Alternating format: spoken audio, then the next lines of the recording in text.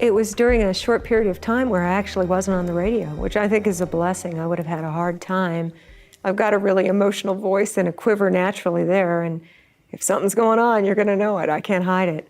But I was working for Citibank and used to get up just before 6 a.m. and turn on Casey Smith. He was on Channel 8, and they were talking about a small plane crashing into one of the Twin Towers.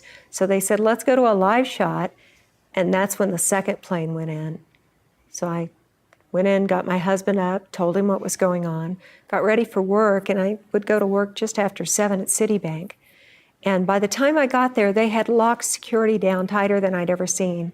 And apparently that's because the FBI had identified the Long Island facility in the New York area for Citibank as the 4th top terror target. So they locked it down. We went in and tried to do our job anyway.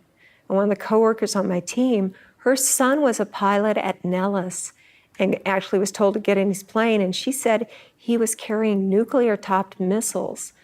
I'd never heard that before. So he took out of there. Obviously, she was really distracted. We got her out as quickly as we could and said, go home with your family. And we carried on, and it was just surreal. That's the only word that just keeps popping into my mind.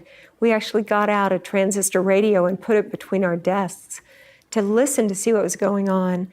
And they were looking for that plane that eventually ended up going down in Pennsylvania.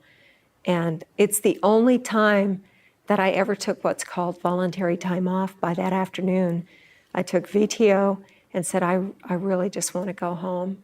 I need to get away from this, check in with my family. I think we all wanted to check in with our families that day.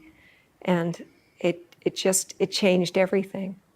I think this far down the road, don't you kind of remember how all of us as Americans, even through the tragedy and the shock, we had this amazing sense of togetherness, like we were all one people.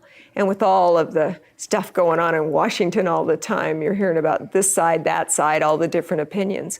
For a little while, that wasn't an issue.